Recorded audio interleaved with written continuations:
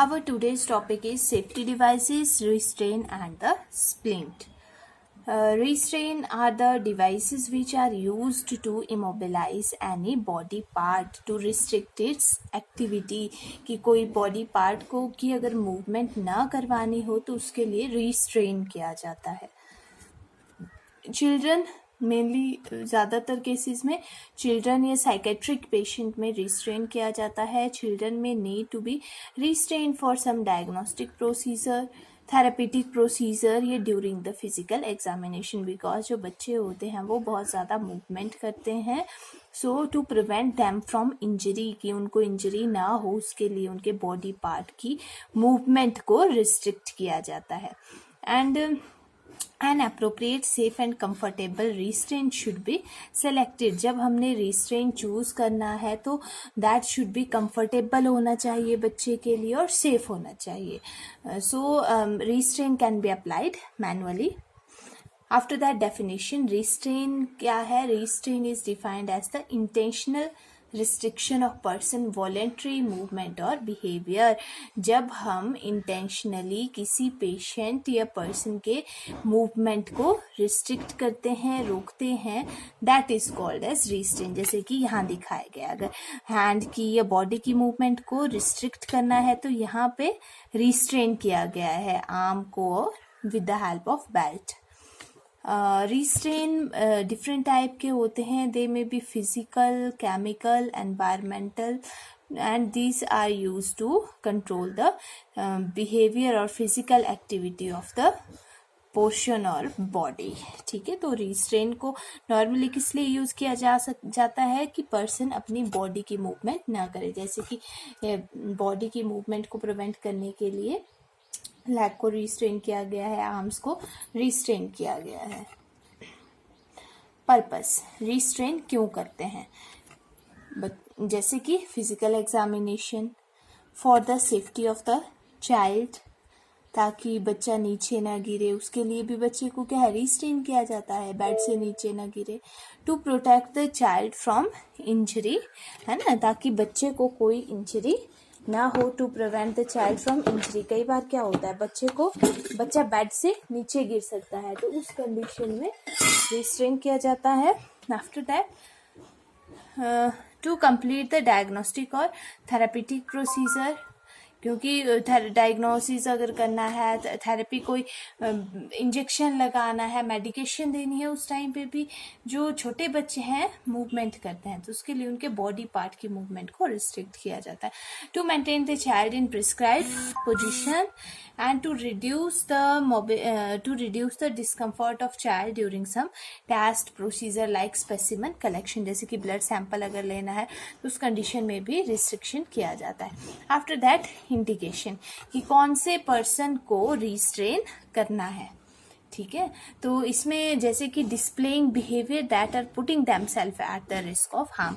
ऐसा पेशेंट, ऐसा पर्सन जो खुद को हार्म कर सकता है ना, खुद को हार्म करेगा तो उसके लिए उसको क्या है, बांधना पड़ेगा, रिस्ट्रेन करना पड़ेगा.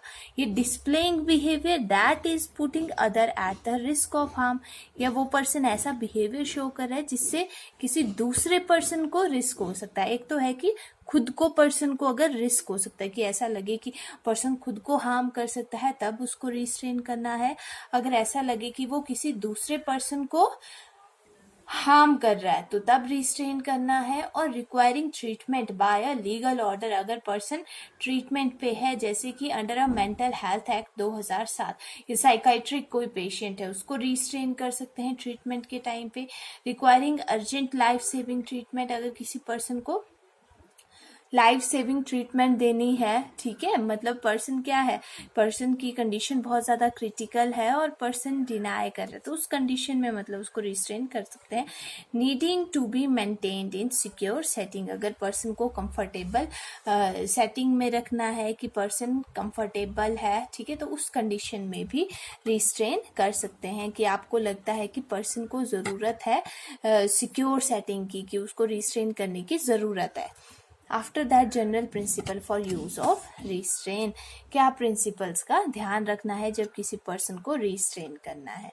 Should be selected to reduce client movement only as much as necessary. बहुत ज़्यादा रिस्ट्रेन टाइट भी नहीं होना चाहिए, बहुत ज़्यादा लूज भी नहीं होना चाहिए. तो इतना मतलब उसका इतना टाइट होना चाहिए कि क्लाइंट मूवमेंट ही सिर्फ रिड्यूस हो, रिस्ट्रिक्ट हो.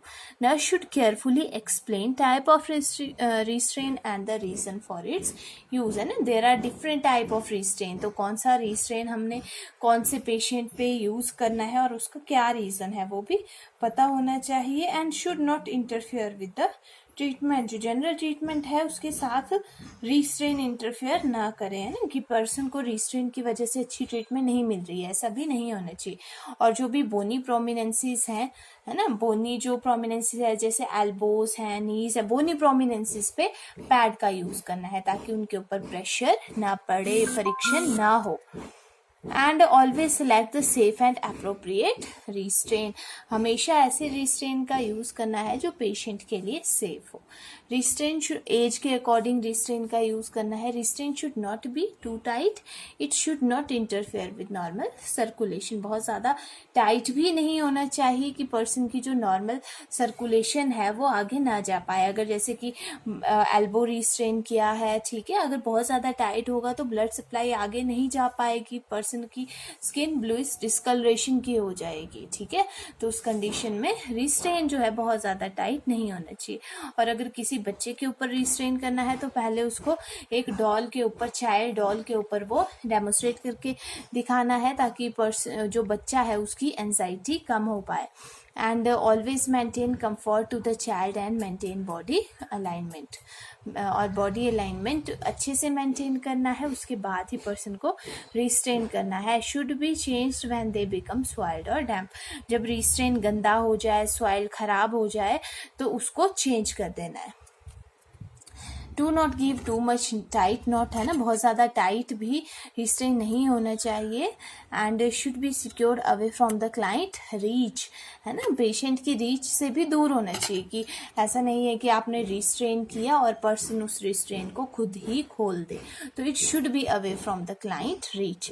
Should be attach to the bed frame not the side rail, side rail के साथ रिस्ट्रेन को नहीं बांधना है, बिकॉज साइड रेल्स के साथ बांधेंगे तो क्लाइंट खुद उसको खोल सकता है, बेड फ्रेम के साथ उसको बांधना है.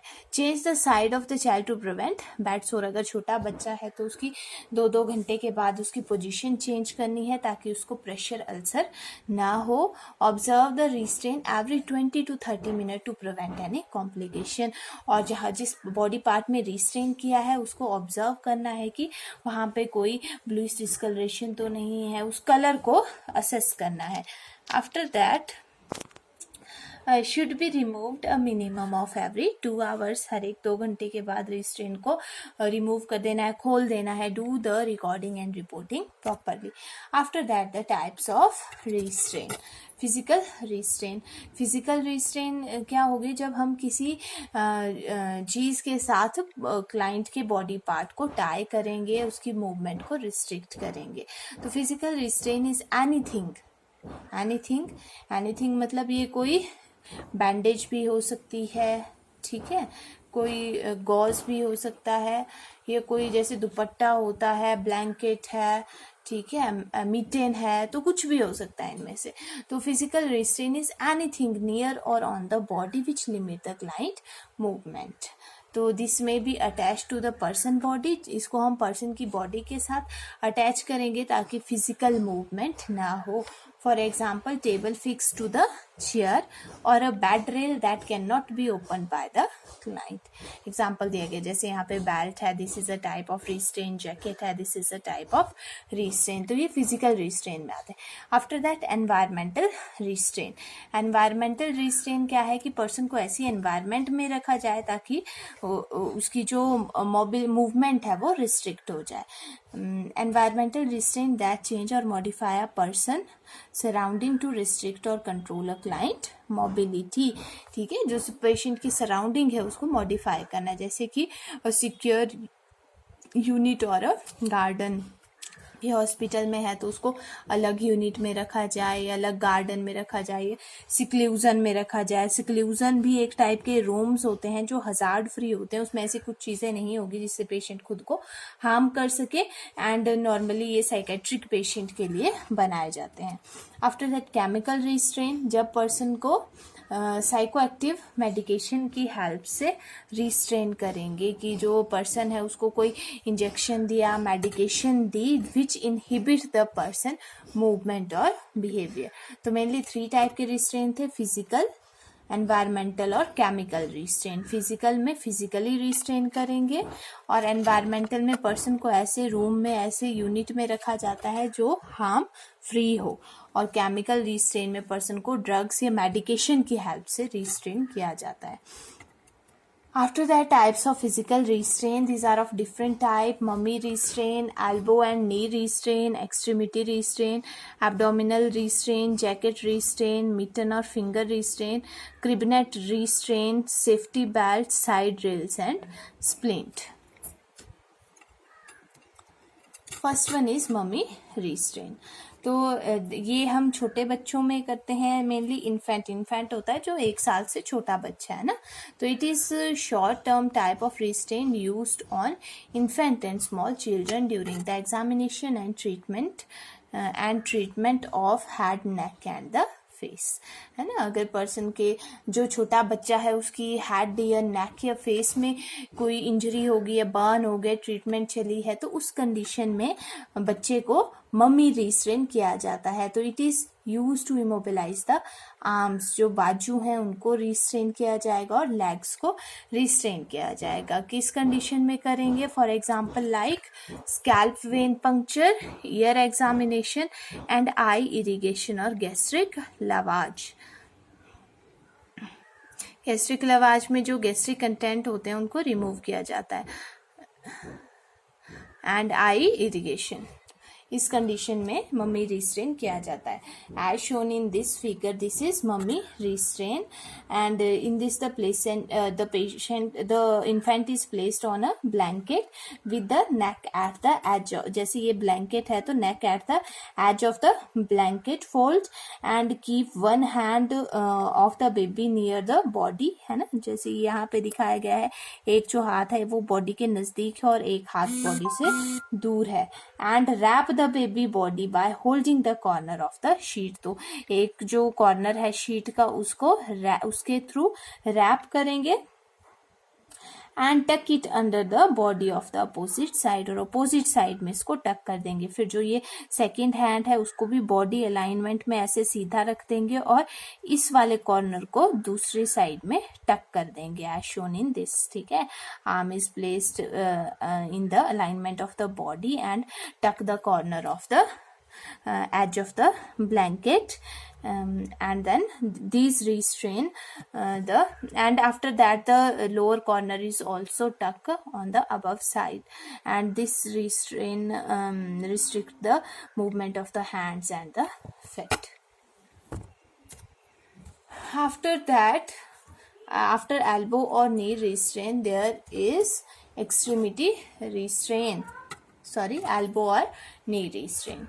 So this restraint, as the name indicate, it is used for elbow or knee restraint. अगर elbow और knee को restrain करना है तो this restraint is used to prevent flexion of elbow and to hold the elbow in an extended position, ताकि जो patient है, person है, अपनी elbow या knee को फ्लैक्स ना करे, टू प्रिवेंट फ्रॉम फ्लेक्शन से प्रिवेंट करना है ना।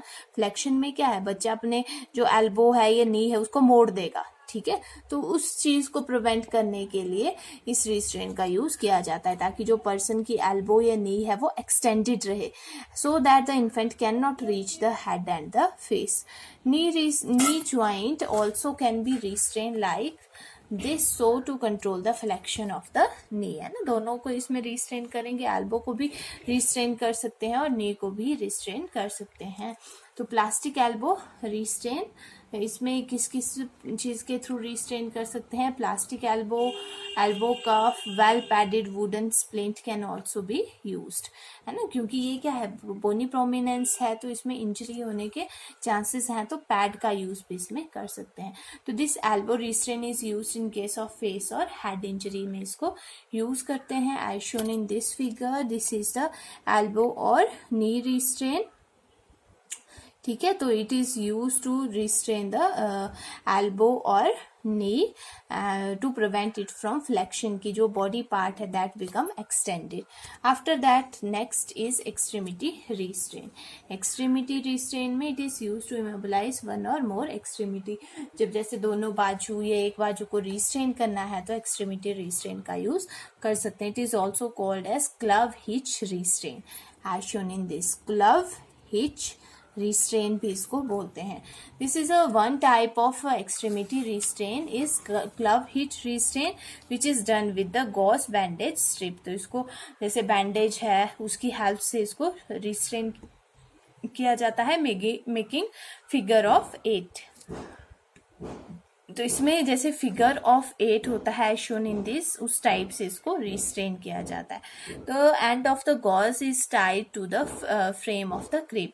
जो दोनों एंड्स हैं गॉज के, they should be tie with the frame of the crib. जो बेड का क्रिब है, ठीक है, साइड रेल के साथ कभी भी टाई नहीं करना है, क्रिब के साथ जो बेस है उसके साथ टाई करना है। And this restrain should be used with padding of wrist and the ankle. तो ये रिस्ट्रेन करने से पहले क्या करना है, जो आर्म है, ठीक है, जहाँ पे रिस्ट्रेन कर रहे हैं उस बॉडी पार्ट को पहले पैडेड करना है, उसके ऊपर पैड अप्लाई करना है। After that this clove hitch restrain is used. Precaution to be taken to prevent tightening of the bandage, है ना, बैंडेज ज़्यादा टाइट ना हो उसके लिए प्रिकॉशन लेने। After that next is abdominal restrain. तो this restrain have to hold the infant in supine position. This is abdominal restraint. तो इससे बच्चा जो है सुपाइन पोजीशन में रहेगा या सिटिंग पोजीशन में। For this restrain use wide size wooden strip and place the cotton pad approximately two provide a proper comfort, है ना, और उसके ऊपर प्रॉपर जो है कॉटन पैड्स प्लेस करने हैं ताकि बच्चे को या जिसके ऊपर रिस्ट्रेन कर रहे हैं उसको डिस्कम्फर्ट ना हो। After that, mitten or finger restraint as shown in this. Mitten are used for infant to prevent self-injury by hands in case of burn, facial injury or operation और एजीमा ऑफ द फेस और the body. अगर कोई skin infection है, कोई facial और surgery हुई है, burn का केस है, तो उस कंडीशन में जो एक बच्चा है वो अपने उस पार्ट को टच ना करे, उसके लिए मिटन का यूज़ किया जाता है। तो मिटन का यूज भी इसमें कर सकते हैं। Mitten can be made wrapping the child hand. जैसे ये बच्चे का हाथ है उसके ऊपर मिटन प्लेस करेंगे और उसको रिस्ट से टाई कर देंगे, या तो चाइल्ड हैंड इन गॉज और with a little bag putting over the babies hand. ये कोई बैग है, कोई कपड़ा है जिसको बच्चे के हाथ के ऊपर रैप करके tie it on at the wrist और उसको रिस्ट के नज़दीक फिर टाई कर देंगे। तो दिस इज मिटन और फिंगर रिस्ट्रेन। तो ये क्यों किया जाता है, ताकि बच्चा अपने हाथों से अपने किसी बॉडी पार्ट को टच ना करे। जैसे कि अगर बर्न है, फेशियल इंजरी का केस है, एजीमा है, इचिंग होगी, एजीमा में स्किन इन्फेक्शन है, तो उस कंडीशन में मिटन रिस्ट्रेन किया जाता है। Mitten should be placed on the hand and then it should be tied with the gauze और any other bandage at the wrist level. After that, crib net restraint. In this, a net is used to cover the child. Cot, जैसे बच्चे का bed है, cot means bed है ना, बच्चे का bed है तो इसके ऊपर ये नेट प्लेस की है and the net should be tied with the bed frame के साथ ये टाई होनी चाहिए।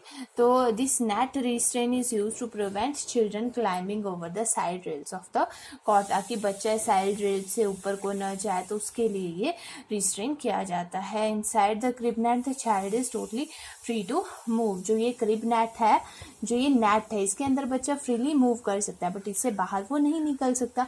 The movement is no movement is restricted.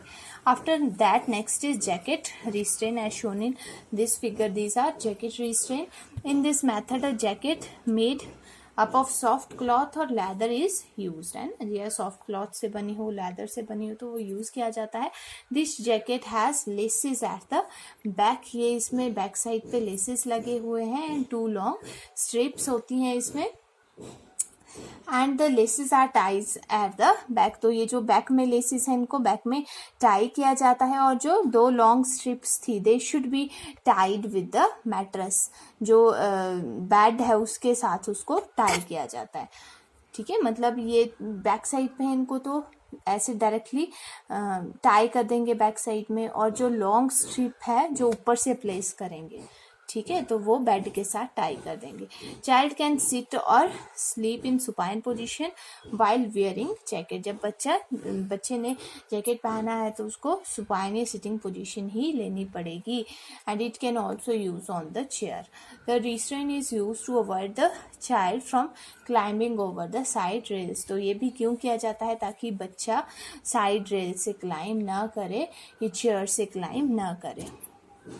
These are side rails, and these are the types of splint.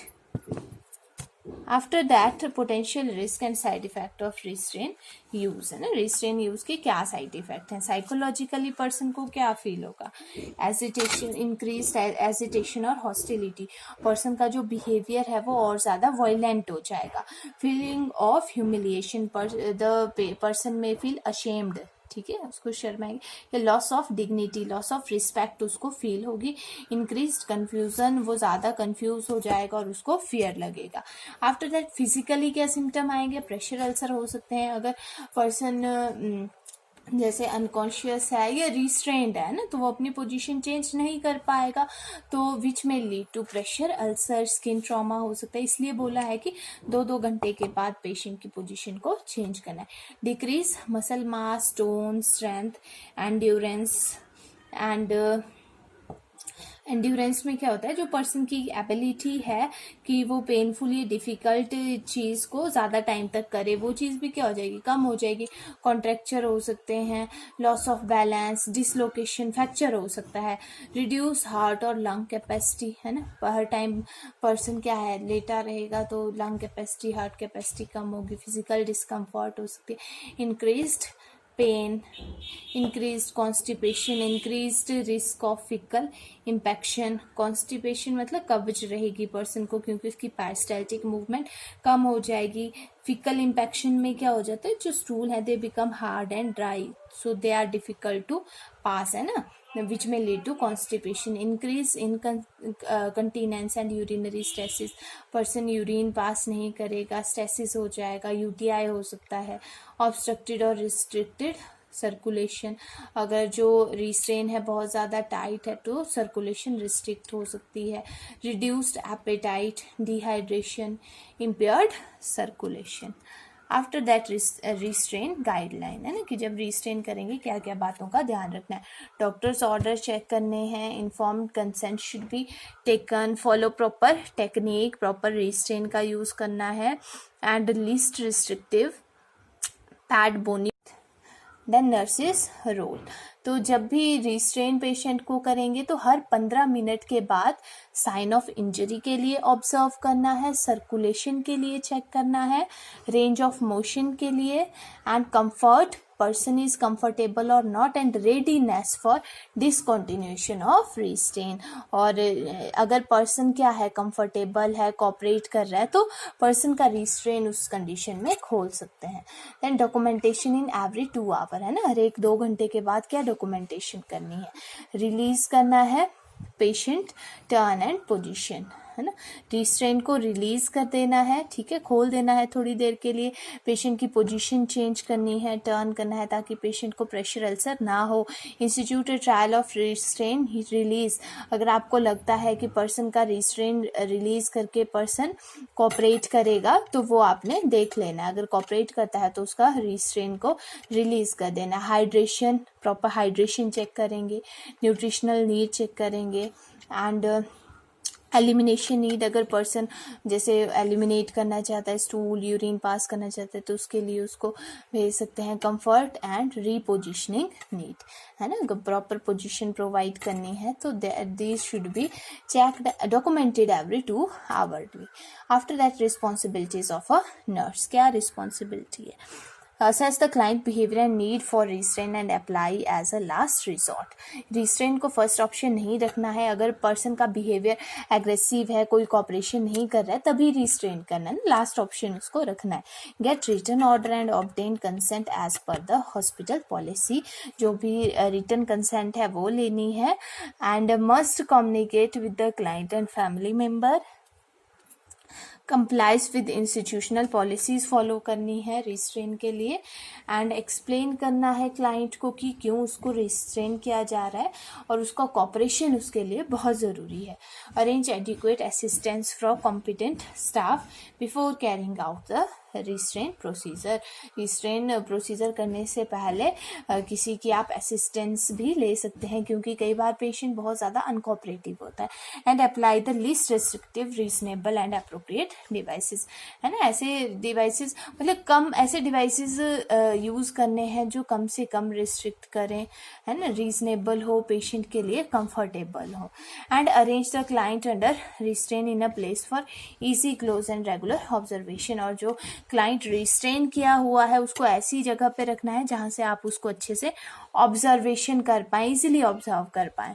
Particular attention to his और her safety, comfort, dignity, privacy, physical और mental condition, and person को मतलब person की dignity maintain करनी है, comfort provide करनी है, privacy maintain करनी है, उसकी मेंटल कंडीशन भी चेक करनी है। Attend the client biological psychological need during restrain at regular interval, कुछ जैसे आधे घंटे 1 घंटे के बाद पर्सन की नीड्स भी असेस करनी है कि पर्सन ने कहीं एलिमिनेशन नीड तो नहीं है, न्यूट्रिशनल नीड तो नहीं है, पेशेंट का हाइड्रेशन लेवल चेक करना है, तो सारी चीज़ें चेक करनी है। रिव्यू द रिस्ट्रेन रेगुलरली और अकॉर्डिंग टू इंस्टीट्यूशनल पॉलिसी।